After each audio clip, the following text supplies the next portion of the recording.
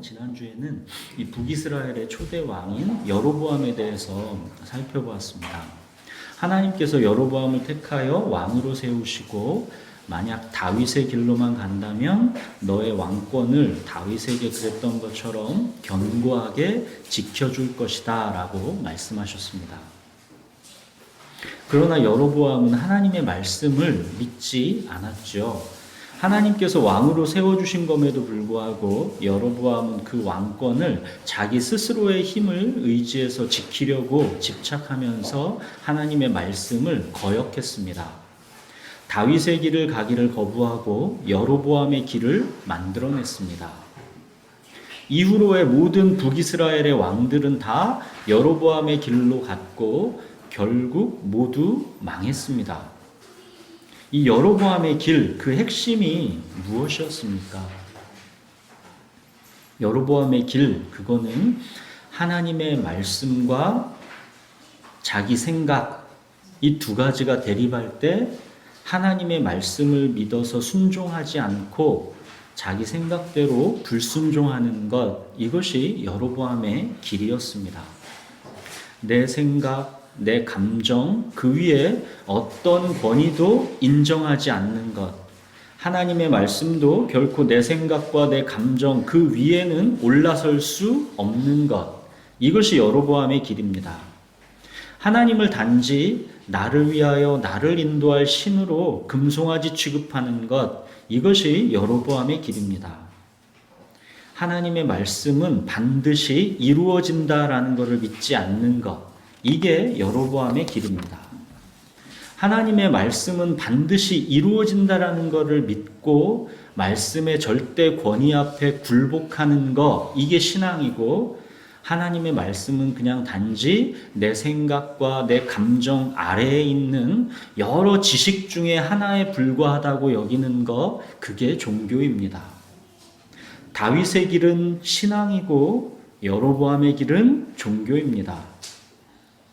자, 이 여로보암의 길, 그 끝이 어떻게 되는지 오늘은 그걸 함께 살펴보겠습니다.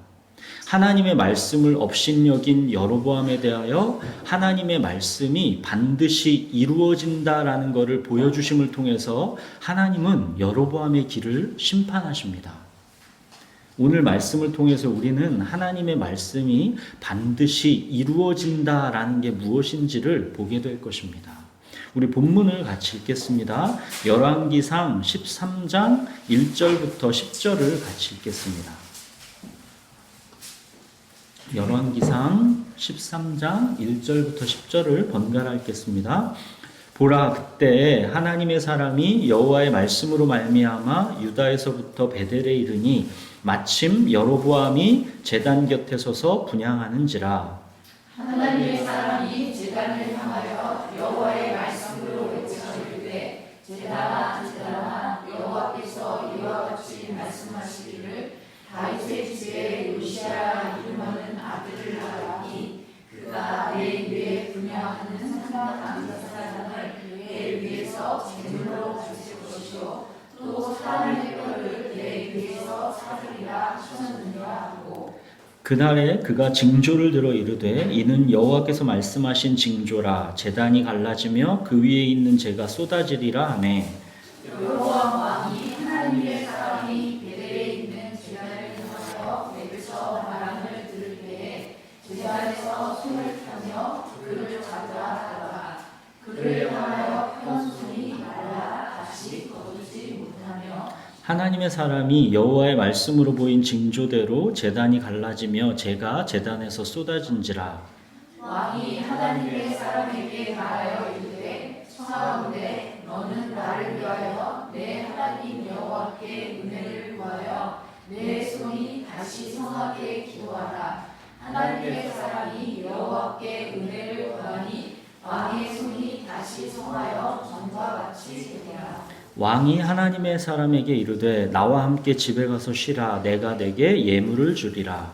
하나님의 사람이 왕께 대답하되 왕께서 왕의 집 절반을 내게 준다 할지라도 나는 왕과 함께 들어가지도 아니하고 이곳에서는 떡도 먹지 아니하고 물도 마시지 아니하니 이는 곧 여호와의 말씀이 내게 명령하여 이르시기를 떡도 먹지 말며 물도 마시지 말고 왔던 길로 되돌아가지 말라 하셨음이니이다 하고 이에 다른 길로 가고 자기가 베델에 오른 길로 되돌아가지도 아니하니라. 자, 여로보암의 죄에 대해서 하나님께서 그 결과가 어떠할 것을 말씀으로 선포하십니다. 하나님의 말씀을 불순종하여 현실에 타협하기 위해서 만든 그 베델 제단, 그 제단은 다윗의 집에 이제 요시야라 이름하는 아들이 나올 것인데 그가 다 불살라 버릴 것이다라고 하십니다. 하나님의 말씀이 그대로 이루어질 것인지 지금 그 징조를 또 보여준다 하십니다. 그 징조는 베델 제단이 갈라지며 그 위에 있는 재가 쏟아지는 것입니다. 하나님의 심판의 말씀이 이렇게 선포되면 자, 마땅한 반응은 무엇이어야 하겠습니까? 아니, 마땅한 반응을 얘기하기 전에 하나님의 심판의 말씀이 왜 선포되는 것이겠습니까? 하나님은 아무 말씀 없이, 아무 예고 없이 그냥 심판하셔도 되는 겁니다. 근데 왜 미리 심판의 말씀으로 두렵게 하십니까? 하나님께서 지금 당신의 말씀을 선지자를 통해 여로보암에게 보내셨습니다. 이것은 하나님께서 여로보암을 여전히 포기하고 있지 않다라는 것입니다. 돌아오라는 것이죠. 그 악한 길에서 떠나서 하나님께로 돌아오라는 것입니다. 하나님 지금 여로보암에게 기회를 주고 있는 것입니다. 아직 늦지 않았다. 내가 너를 용서해 주마. 돌아오라는 것입니다. 다윗의 길로 가면 내가 너의 왕권을 견고하게 지켜줄 것이라 약속하지 않았느냐? 왜 나를 믿지 않고 나를 배반하느냐? 나에게 돌아오라 말씀하신 것입니다. 하나님께서 언제까지나 계속 말씀을 보내시는 게 아닙니다. 아직 말씀을 보내시고 있을 때 그때 돌아와야 합니다.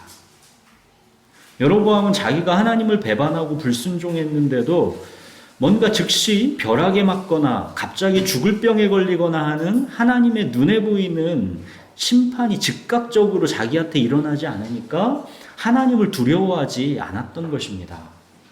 하나님은 그냥 내 인생에서 참고 정도나 하면 되는 것이지 철저하게 하나님 앞에 나를 복종해야 하는 그런 만군의 하나님으로 여기지는 않았던 것이죠. 하나님의 오래 참으심을 여로보암은 하나님이 살아계시지 않다는 증거로 보았습니다. 하나님의 오래 참으심을 여로보암은 하나님이 살아계시지 않다는 증거로 보았습니다. 그러면서 점점 불순종이 견고해지고 마음이 강팍해져 가는 것입니다. 베드로후서에 보면 주의 약속은 어떤 이들이 더디다고 생각하는 것 같이 더딘 게 아니라 오직 주께서는 너희를 대하여 오래 참으사 아무도 멸망하지 아니하고 다 회개하기에 이르기를 원하시느니라 그러셨죠. 여로보암은 그러나 이 하나님의 이런 심판의 말씀을 듣고도 두려워해서 돌아오는 게 아니라 더욱 강팍해졌죠. 하나님의 말씀을 선포한 그 선지자를 향해서 손을 펴서 그를 잡으라고 외쳤죠. 기분이 나쁜 것이죠. 그랬더니 어떻게 되었습니까? 편 손이 그대로 말라붙었다 그러죠. 그러고는 말씀하셨던 바로 그 징조대로 베델 제단이 갈라지고 재가 제단에서 쏟아졌습니다. 그래서 이제 여로보암이 겁먹고 두려워서 그 선지자에게 하나님께 부탁해서 내 손을 다시 원위치 시켜달라고 간청하죠. 그래서 여로보암 손이 다시 고쳐졌습니다. 하나님께서 여로보암에게 또 한 번의 은혜를 주신 것입니다. 이런 경고와 기적은 무엇을 하나님께서 여로보암에게 말씀하고자 함이겠습니까? 베델 제단은 하나님께서 경멸한다라는 뜻을 다시 명확히 하나님께서 말씀하신 것입니다. 회개하고 하나님께 돌아오라는 말씀입니다. 하나님은 여로보암이 망하는 것을 원치 않으시는 겁니다. 제발 돌아오라고 기회를 계속 주시고 계신 것입니다. 자, 이쯤 되면 여로보암은 하나님의 말씀을 알아들어야 하는 거 아닐까요? 아까는 우선 말씀만으로 여로보암에게 심판을 경고하신 것이라면 지금은 그 말씀대로 징조를 보여주신 것이죠. 그리고 편 손까지 말라붙었다가 다시 고쳐지는 기적을 본인이 직접 체험했지요. 이 정도쯤 되면 하나님의 말씀은 반드시 이루어지는구나. 내가 하나님께 거역했구나. 하나님께 회개하고 무릎을 꿇어야 그게 당연한 거 아니겠습니까? 여러분은 어떻습니까? 하나님께서 이 정도 기적 보여주시면 말씀은 반드시 이루어진다라는 걸 믿고 돌이킬 것 같습니까? 여러분은 어떨지 모르지만 여로보암은 돌이키지 않았습니다. 일단 불편했던 내 손이 고쳐졌기 때문에 다시 절박함이 사라졌습니다. 여로보암은 자기 영혼이 어떠한지는 관심이 없는 사람입니다. 자기 몸만 건강하면 더 이상해 보이지 않는 그 영혼에 대한 필요는 모르는 사람입니다. 여로보암은 하나님과 관계된 자기 영혼에는 관심이 없는 대신에 그러나 이 기적 자체에는 상당한 관심을 보이고 있습니다. 그 기적을 행한 하나님의 사람, 그에게 깊은 흥미를 느끼고 있죠. 그 기적을 가능케 하신 하나님께는 관심 없습니다. 그 기적을 행한 그 사람이 여로보암을 신기하고 관심이 있습니다.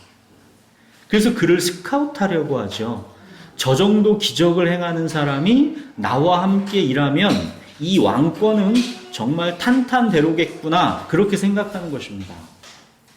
여로보암은 이렇게 눈에 보이는 능력과 기적을 이용해서 자기 성공을 견고하게 그렇게 하고 싶은 것입니다. 돌아오라는 하나님의 메시지는 전혀 듣고 있지를 못한 거지요. 하나님의 말씀이 안 들리는 겁니다. 지난주에 뭐라 했습니까? 우리가 받을 수 있는 가장 큰 은혜는 하나님의 말씀이 들리는 것이다 그랬죠. 하나님께 속한 자는 하나님의 말씀을 듣고 그가 듣지 아니함은 하나님께 속하지 아니하였음이라 그랬죠. 보십시오. 여로보암은 돌아오라는 하나님의 말씀이 전혀 들리고 있지를 않습니다. 이렇게 눈에 보이는 징조와 기적으로 명확하게 하나님께서 보여줬으면 하나님을 두려워하고 돌아와야 그게 상식적일 것 같은데 여로보암은 돌아오지를 않습니다. 그만큼 내 생각, 내 감정, 내 고집, 이거는 하나님의 어떤 권위로도 꺾을 수 없는 것입니다. 하나님께서 아무리 회개하고 돌아오라고 외치셔도 그 강팍한 마음을 돌이키지를 않는 것입니다. 그 다음 이어지는 참 희한한 이야기는 하나님의 말씀이 얼마나 확실하게 반드시 이루어지는 것인가를 강조하기 위한 하나의 그림입니다. 어떤 이상한 이야기가 그 다음에 있냐면 여로보암이 이제 스카우트 하려고 했던 그 선지자가 사자에게 물려 죽는 사건이 발생합니다.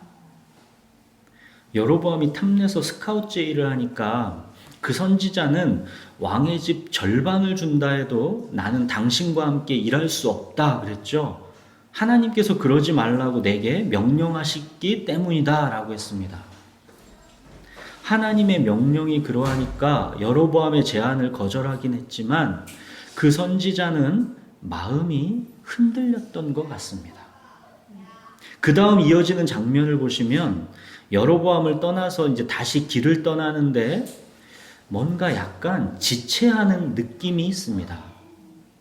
하나님의 심판을 경고했으면 이제 그 다음은 황급히 마치 소돔과 고모라를 빠져나오는 것처럼 그렇게 뒤도 돌아보지 않고 급하게 빨리 벗어나야 하는 것이 하나님의 명령의 취지인데 이 돌이켜 가는 중에 14절에 보시면 상수리나무 아래에 앉아있는 모습이 보이죠. 뭔가 아쉬움이 남는 것입니다. 여로보암의 스카웃제의에 계속 뭔가 미련이 남는 것입니다.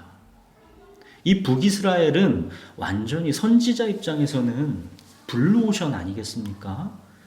제대로 한번 뜻을 펼쳐볼 수 있는 기회의 땅인 것이죠. 여로보암이 정치 지도자라면 자기는 이제 제1의 종교 지도자가 될 수 있는 것입니다.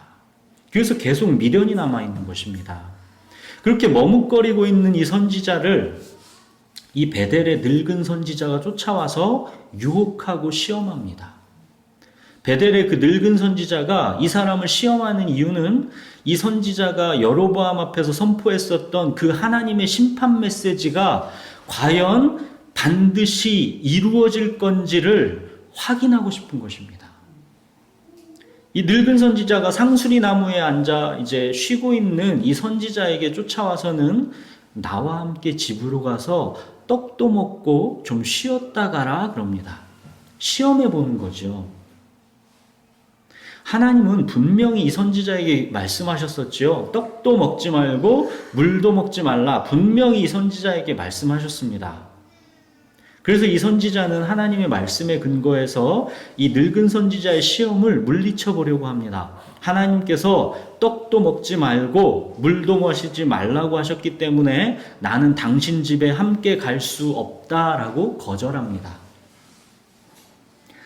이 선지자가 여로보암의 유혹도 이겨냈고 지금 이 늙은 선지자의 유혹도 이겨내는 것처럼 보입니다. 근데 공격이 집요합니다. 이 선지자를 가만두지를 않습니다. 늙은 선지자가 더욱 강력하게 유혹합니다. 뭐라고 하냐면 나도 하나님의 선지자다. 하나님께서 나에게 말씀하셨다. 하나님께서 너를 데리고 가서 떡도 먹고 물도 마시게 하라고 하시더라. 이렇게 이 사람을 속였습니다. 여기서 이 하나님의 사람이 결국 시험에 걸려 넘어집니다. 하나님께서 다른 선지자를 통해 나에게 그런 말씀을 하셨다 하니까 그냥 그런가 보다 하고 슬쩍 넘어가는 것이죠. 이게 무슨 말이냐면 이 선지자가 이미 마음속에 욕심이 들어와 있었다라는 것을 의미하는 것이죠. 베델에 왠지 머무르고 싶은 것입니다. 계속 여로보암의 스카웃제의가 눈에 밟히는 것입니다. 그러니까 늙은 선지자가 하나님의 말씀이다 하면서 유혹하니까 못 이기는 채 하고 넘어가는 것입니다. 욕심이 마음에 자리를 잡으면 하나님의 말씀도 자기에게 이익이 되고 유리한 것으로만 적용하고 싶어지는 게 사람인 것이죠. 하나님께서 떡도 먹지 말고 물도 마시지 말라 하셨는데 만약 하나님이 갑자기 마음을 바꾸셔서 떡도 먹고 물도 마시게 하시는 거라면 자, 상식적으로 하나님은 그거를 왜 이 선지자에게 말씀하여 주시지 않았겠습니까? 적어도 이 선지자는 그러면 하나님께 그럼 물었어야 하는 거죠. 하나님, 떡도 먹지 말고 물도 마시지 말라 하시더니 저 늙은 선지자가 하는 말은 그럼 사실입니까? 이렇게 하나님께 물었어야 하는 거죠. 그런데 이 선지자는 하나님께 묻지 않았죠. 왜냐하면 그 말에 따르고 싶은 욕심이 이미 마음에 들어와 있기 때문입니다. 이 선지자가 하나님의 말씀을 온전히 순종하지 않은 것이죠. 늙은 선지자의 집에서 이제 함께 식사하는 중에 그 선지자를 향한 하나님의 말씀이 늙은 선지자에게 임했습니다. 뭐라고 말씀이 임했냐면 네가 내 명령을 어기고 떡을 먹고 물을 마셨으니 네 시체가 네 조상들의 묘실에 들어가지 못할 것이다. 무슨 말씀이에요? 객사할 것이다. 그 말씀이죠. 자, 그렇게 식사를 마치고 이 선지자가 길을 가는데 사자가 그를 물어서 죽였습니다. 그 시체가 길에 버려졌습니다. 나귀도 그 시체 곁에 서 있고 사자도 그 시체 곁에 서 있습니다. 보십시오. 사자가 나귀도 잡아먹지 않고 그 사람도 물어 죽이고는 먹지 않고 그 곁에 그냥 서 있다라는 게 무슨 말입니까? 그냥 우연히 이게 발생한 게 아니라는 뜻이죠. 우연히 사자에게 물려 죽은 게 아니라는 뜻입니다. 하나님께서 말씀하신 대로 이 선지자를 징계하신 것입니다. 이 사건을 통해서 베델의 그 늙은 선지자는 명확히 알게 되었지요. 하나님께서 심판을 경고하셨던 거, 그게 정말로 이루어질 것이구나. 반드시 하나님의 말씀대로 장차 이루어질 것이구나. 늙은 선지자는 이거를 확인하게 된 것입니다. 그래서 이 늙은 선지자는 자기 북이스라엘의 운명을 알고 탄식할 수밖에 없던 것이지요. 아마도 이 이야기는 북이스라엘에 소문이 났겠지요. 여로보암도 이 이야기를 들었을 것입니다.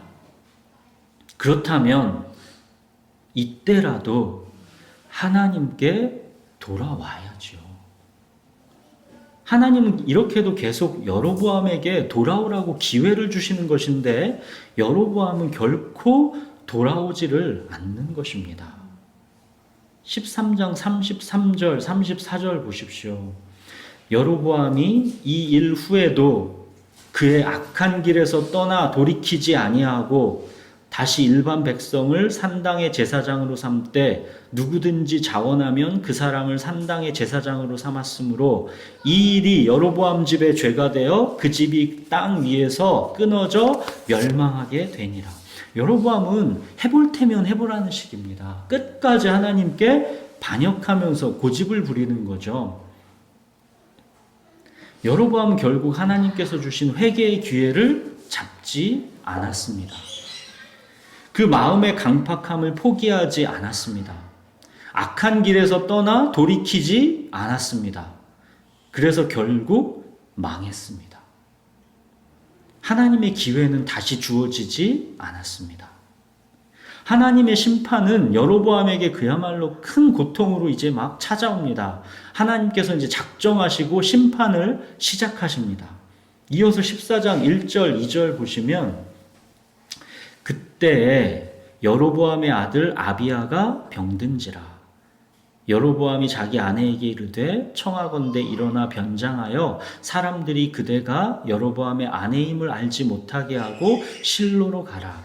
거기 선지자 아이야가 있나니 그는 이전에 내가 이 백성의 왕이 될 것을 내게 말한 사람이니라. 그때 그러죠. 여로보암이 돌이키지 않자 이제 하나님의 심판이 이제 시작되었다라는 뜻입니다. 여로보암이 가장 두려워하는 일이 여로보암에게 덮쳤습니다. 자기 장자 아들 아비야가 죽을 병이 걸렸습니다. 여로보암은 정말로 이제 위기에 처하고 나니까 다급해져서 하나님의 선지자를 찾습니다. 이 선지자는 이제 자기가 북이스라엘 왕이 될 거라고 하나님의 말씀을 선포해줬던 그 선지자입니다. 보십시오. 결정적인 위기가 찾아오니까 이제야 그를 찾게 된 것입니다.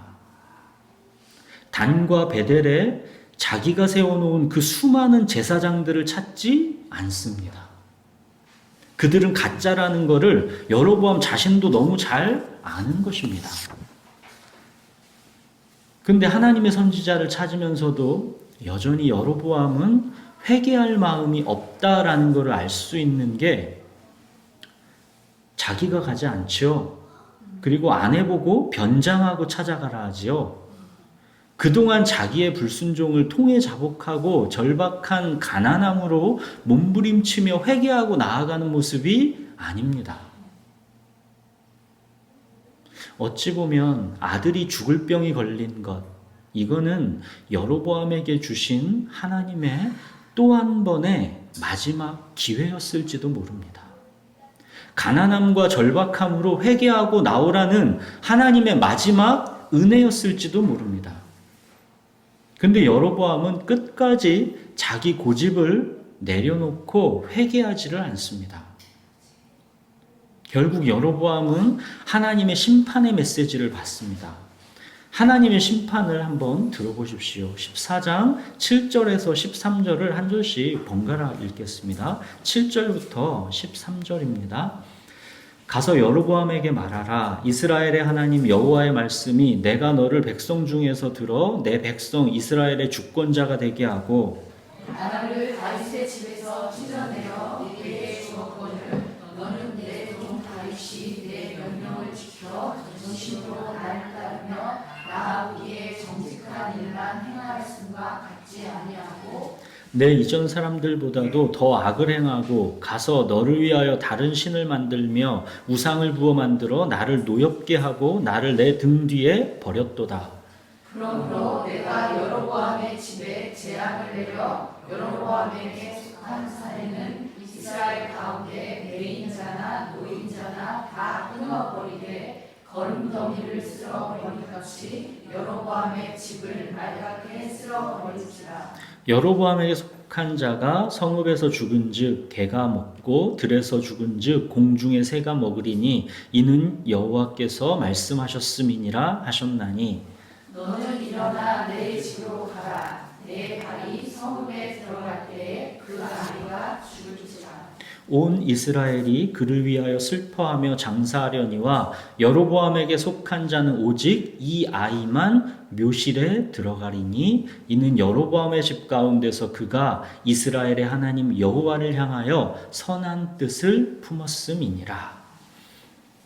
어찌 보면 하나님의 이 심판의 말씀도 마지막 기회입니다.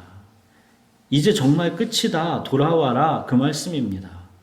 그러나 여로보암은 결국 돌아오지 않았습니다. 그래서 하나님의 심판은 그대로 다 이제 이루어집니다. 하나님의 심판대로 여로보암 자손은 그 다음 때에서 쿠데타를 당해서 몰살되었습니다. 이것뿐만 아니라 아까 베델 제단을 향한 심판, 요시아라 이름하는 왕이 베델 제단을 허물어 버릴 것이다 했던 그 심판 역시 300년 후에 정말로 요시아 왕이 베델 제단을 허물어 버립니다. 300년 지나서 말씀하신 그대로 다 정말 이루어진 것입니다. 열왕기 이야기를 가만히 보시면 계속 강조해서 보여주려는 게 보일 것입니다. 하나님께서 말씀하신 거는 반드시 이루어진다. 이거를 열왕기 역사는 강조해서 보여주고 있는 것입니다. 사랑하는 여러분, 하나님께서 말씀하셨으면 그 말씀은 반드시 이루어집니다. 눈에 보이지 않는 말씀과 눈에 보이는 현실이 부딪혀서 두려움이 몰려올 때 말씀을 택할 것이냐, 현실을 택할 것이냐, 그 상황 속에서 놓이게 될 때 믿음으로 말씀을 택하라는 것을 성경은 경고해 주는 것입니다. 내 생각, 내 감정이 아니라 하나님의 말씀을 택해야 한다는 것을 보여주는 것입니다. 하나님께서 말씀하신 것은 반드시 이루어진다는 것입니다. 믿음으로 말씀을 붙들라는 것이죠. 그리고 한 가지 우리가 이 이야기에서 생각해 볼 게 더 있습니다. 여로보암의 이 죽을 병이 걸린 이 아들을 한번 생각해 보겠습니다.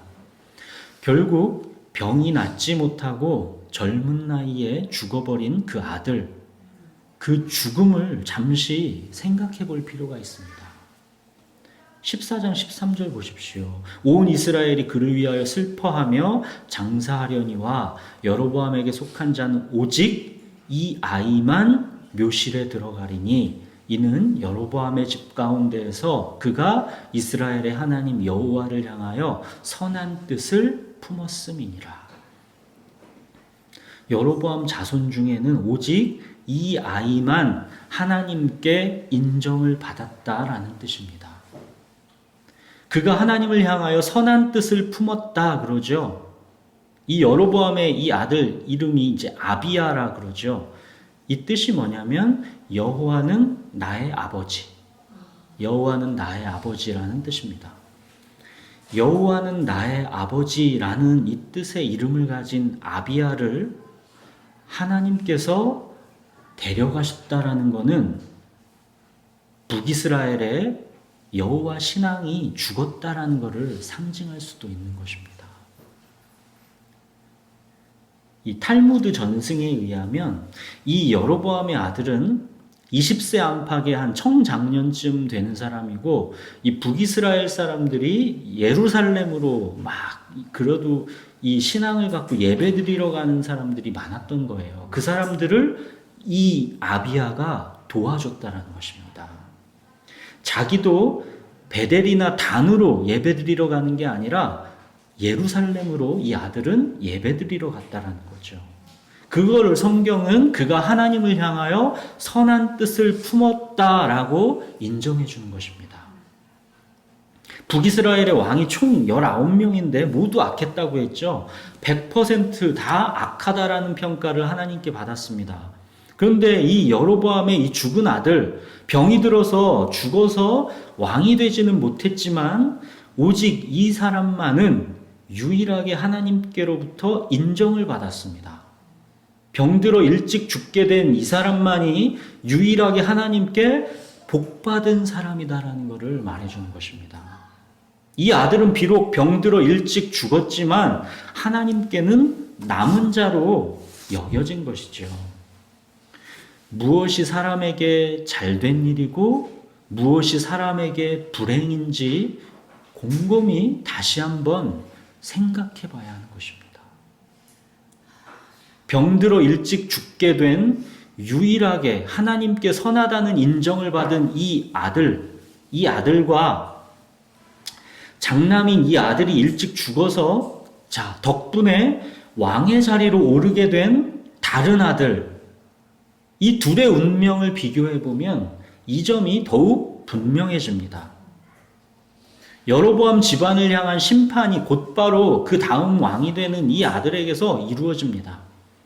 여로보암의 아들 나답인데 이 나답이 왕이 돼서 단 2년 동안 다스렸습니다. 근데 그 아들 나답도 똑같이 악했습니다. 15장 26절에 보시면 그가 여호와 보시기에 악을 행하되 그의 아버지의 길로 행하며 그가 이스라엘에게 범하게 한 그 죄 중에 행한지라. 아버지 그대로 했다라는 거죠. 여로보암의 길로 행했다 그러는 겁니다. 여로보암의 아들 나답, 정말 노답이죠. 도대체 자기 형 아비야의 죽음을 보면서도 아무것도 배운 게 없는 것입니다. 하나님이 여로보암 집안을 심판하시기 시작하셨는데도 이 심판이 임하는 걸 보면서도 아비야의 동생 나답은 아무것도 배운 게 없는 것입니다. 하나님의 심판이 아니라 그냥 모든 게 우연한 것으로 여겼던 것이요. 하나님의 말씀이 들리지 않은 것입니다. 자기가 왕이 되는 것만 중요하고 자기가 왕으로서 이 땅에서 부귀영화를 누리는 것만이 나답에게는 중요한 것입니다. 여로보암의 이 두 아들 아비야와 나답의 운명을 한번 가만히 비교해 보십시오. 하나님께 선하다고 인정받은 아비야는 죽을 병에 걸려 하나님께서 얼른 데려가셨습니다. 나답은 형이 그렇게 병으로 죽는 바람에 오히려 기회를 얻어서 왕이 되었습니다. 근데 나답은 악한 왕이었습니다. 세상이 보기에는, 인간의 눈으로 보기에는 아비야와 나답 중 누가 복된 자입니까? 병들어 죽게 된 아비야가 아니라 왕이 될 기회를 잡은 나답이 복된 자로 보이겠죠. 그러나 하나님의 평가는 전혀 그렇지가 않다라는 것을 주목하셔야 합니다. 여로보암 집에서 오직 아비야만이 하나님께 선한 자로 인정받았습니다. 하나님은 오히려 그를 축복하셔서 일찍 데려가셨습니다. 이게 왜 축복인지가 그 다음을 보시면 나옵니다. 쿠데타가 일어나서 여로보암 집안이 완전히 멸망합니다. 나답은 고작 2년 왕 해먹었을 뿐입니다. 바하사라는 사람이 이제 쿠데타를 일으키고 왕이 되면서 여로보암 집을 어떻게 멸절시키는지 보십시오. 15장 29절 30절 보시면 이 바하사 그가 왕이 될 때에 여로보암의 온 집을 쳐서 생명 있는 자를 한 사람도 남기지 아니하고 다 멸하였는데 여호와께서 그의 종 실로 사람 아이야를 통하여 하신 말씀과 같이 되었으니 이는 여로보암이 범죄하고 또 이스라엘에게 범죄케 한 죄로 말미암음이며 또 그가 이스라엘의 하나님 여호와를 노엽게 한 일 때문이었더라. 여로보암의 온 집안이 생명 있는 자는 모조리 다 비참하게 몰살당했습니다. 그러나 유일하게 선하다라고 인정을 받았던 그 여로보암의 아들 아비야는 이 비참한 심판을 목격하지 않고 하나님께서 보호하셔서 일찍 데려가신 것입니다. 이것이 하나님께서 보호하시는 은혜인 거죠. 29절 보십시오. 여호와께서 하신 말씀과 같이 되었으니 말씀하신 그대로 다 똑같이 되었다는 것이죠. 참으로 두렵고 떨리는 말씀이 아닐 수 없습니다. 하나님의 말씀이 들려야 합니다.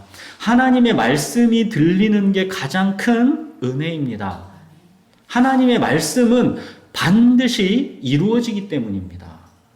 하나님의 심판의 말씀을 농담으로 여겼던 사람은 다 멸망했습니다. 노아의 때에도 하나님의 심판의 말씀을 농담으로 여겼던 사람은 다 심판받아 멸망했죠. 예수님은 예수님의 재림의 때가 마치 노아의 때와 같을 것이다. 그렇게 말씀했죠. 마태복음을 보면 노아의 때와 같이 인자의 임함도 그러하리라. 홍수 전에 노아가 방주에 들어가던 날까지 사람들이 먹고 마시고 장가들고 시집가고 있으면서 홍수가 나서 그들을 다 멸하기까지 깨닫지 못하였으니 인자의 임함도 이와 같으리라. 그 위에 35절 보시면 예수님은 이 말씀을 하시면서 천지는 없어질지언정 내 말은 없어지지 아니하리라 그러셨습니다. 하나님의 말씀은 결코 농담이 아니다라는 말씀이에요. 하나님의 말씀은 반드시 이루어진다라는 것입니다. 노아의 때 이뿐만이 아니었죠. 롯의 때는 또 어땠습니까? 소돔과 고모라를 불과 유황으로 멸망시키겠다고 그렇게 분명하게 경고를 했는데도 롯의 사위들은 농담으로 여겼더라 그러죠. 그래서 심판받아 멸망했습니다. 사랑하는 여러분, 하나님께서 말씀하신 거는 반드시 이루어집니다. 하나님의 말씀을 농담으로 여기시면 안 됩니다. 주의 약속은 어떤 이들이 더디다고 생각하는 것 같이 더딘 것이 아니라 오직 주께서는 너희를 대하여 오래 참으사 아무도 멸망하지 아니하고 다 회개하기에 이르기를 원하시느니라. 여로보암에게 하나님이 얼마나 돌이킬 기회를 주셨습니까? 여로보암의 아들 나답은 또 어떻습니까? 돌이킬 기회를 주시는데 하나님의 말씀을 농담으로 여기고 하나님의 징계를 그저 우연으로 여기니까 돌이키지를 않는 거죠. 참 신기합니다. 왜 누구에게는 하나님의 돌아오라는 말씀이 들리고 누구에게는 끝까지 강팍하게 그 말씀이 안 들리는지 참 신기한 것입니다. 사랑하는 여러분, 하나님의 말씀이 들리는 게 가장 큰 은혜입니다.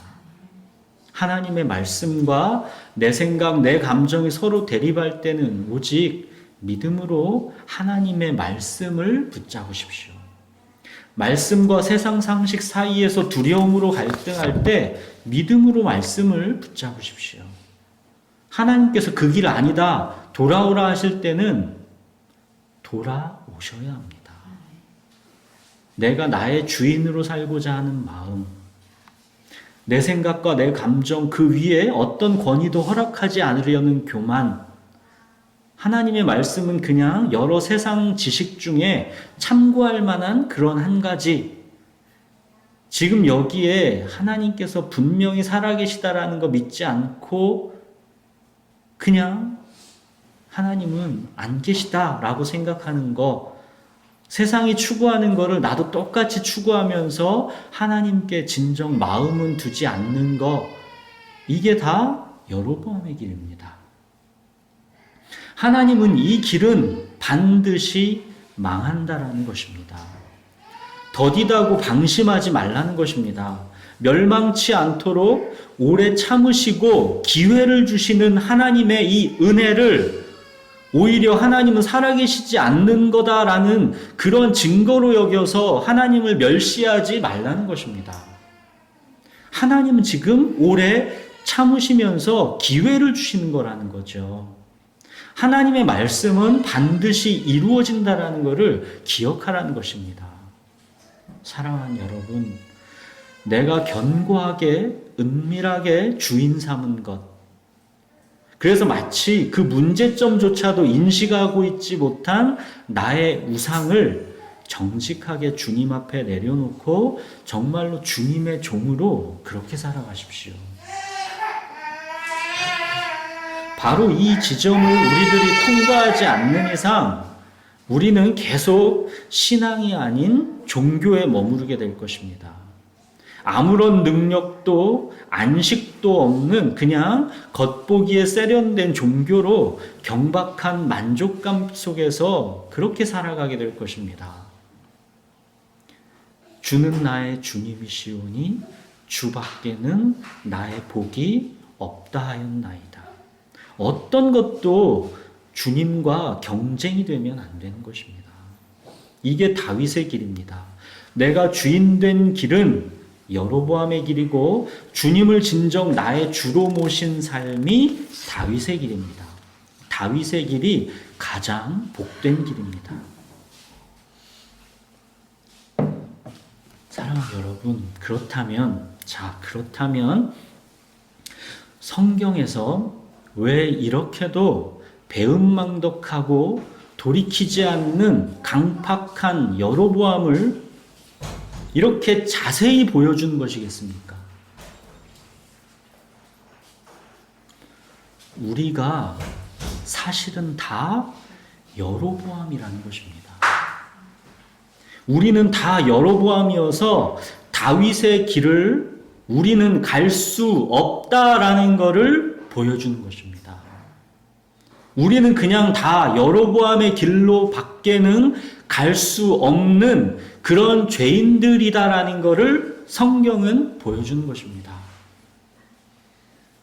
우리는 다 양 같아서 그릇 행하여 각기 제 길로 갔거늘 여호와께서는 우리 모두의 죄악을 그에게 담당시키셨도다. 여로보암 이야기는 남 얘기가 아닙니다. 내 얘기라는 것입니다. 우리 인간은 다윗의 길로 절대 갈 수 있는 존재가 아니다라는 것을 보여주는 것입니다. 우리가 다 여로보암이기 때문에 다른 길은 없다라는 것입니다. 세상 죄를 지고 가는 하나님의 어린 양, 오직 예수님께서 나를 대신해 죽으시는 것 말고는 다른 길이 없다라는 것을 보여주는 것입니다. 우리가 아직 죄인 되었을 때에 그리스도께서 우리를 위하여 죽으심으로 하나님께서 우리에 대한 자기의 사랑을 확증하셨느니라. 여로보암인 우리를 하나님께서 사랑하셨다라는 것입니다. 여로보암을 우리가 보았지만 여로보암에게 하나님의 사랑을 받을 만한 그 무엇이 정말 보입니까? 그런 여로보암과 같은 우리를 살릴 수 있는 다른 길이 없다라는 그 결론을 하나님은 도달한 것입니다. 그래서 여로보암과 같은 강팍한 우리를 대신해서 하나님의 아들 예수 그리스도를 하나님께서 죽이신 것입니다. 하나님은 이렇게 하나님께서 우리를 얼만큼 사랑하고 있는지를 확증하셨다라는 것입니다. 하나님은 그 사랑 의심치 말라고 십자가를 눈으로 보여주신 것입니다. 내가 너희에게 주는 이 구원은 너희의 어떤 행함, 어떤 선함에 조금도 빚지고 있지 않다라는 것입니다. 너희는 그냥 여로보암이다라는 것입니다. 너희는 그냥 여로보암이고 이런 너희를 내가 내 아들의 목숨을 내어주어 구원했다라는 것입니다. 아무것도 그래서 너희를 향한 그리스도 안에 있는 이 사랑에서 끊을 수 없다라는 것을 확증하신 것입니다. 그런데도 예수 그리스도를 너희가 진정 마음으로 이래도 믿지를 않는다면 그때는 정말로 멸망밖에 없다라는 것을 하나님의 이 간절함으로 외치시는 것이죠. 이 예수 그리스도를 니네가 진짜 믿지 않는다면 진짜 너희에게는 멸망밖에 없다라는 것입니다. 하나님의 말씀을 결코 농담으로 여기지 말라는 것입니다. 말씀은 반드시 이루어진다는 것입니다. 사랑하는 여러분, 하나님의 약속이 더딘 것 같아 보여도 하나님의 때에 반드시 그 말씀은 이루어집니다. 천지는 없어질지언정 하나님의 말씀은 없어지지 않습니다. 풀은 마르고 꽃은 시들어도 하나님의 말씀은 세세토록 있습니다. 오직 말씀에 믿음으로 순종하십시오. 그가 계신 것을 정말로 믿으십시오. 나의 의인은 믿음으로 말미암아 살리라. 나의 의인은 믿음으로 말미암아 살리라. 하나님께서 창세전에 택하시고 부르신 바로 그 나의 의인이라 하죠. 창세전에 택하시고 부르신 바로 그 나의 의인, 그는 믿음으로 말미암아 삽니다. 이 믿음으로 말미암아 산다는 것은 두 가지 의미가 다 있는 것입니다. 믿음으로 구원을 받아 살게 된다라는 것. 이 구원은 오직 믿음으로 인한 것이다라는 게 첫 번째고, 그 다음은 바로 이 믿음으로 이 삶을 견디고 살아간다는 겁니다.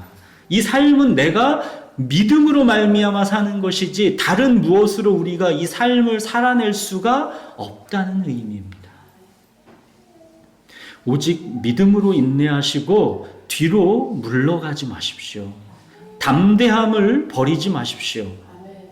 씨를 뿌린다고 그 싹이 금방 나고 곡식이 금방 주렁주렁 달리는 게 아니죠. 그러나 울며 씨를 뿌리는 자는 하나님의 때에 기쁨으로 단을 반드시 거두게 될 것입니다. 하나님의 말씀은 반드시 이루어집니다. 기도하겠습니다.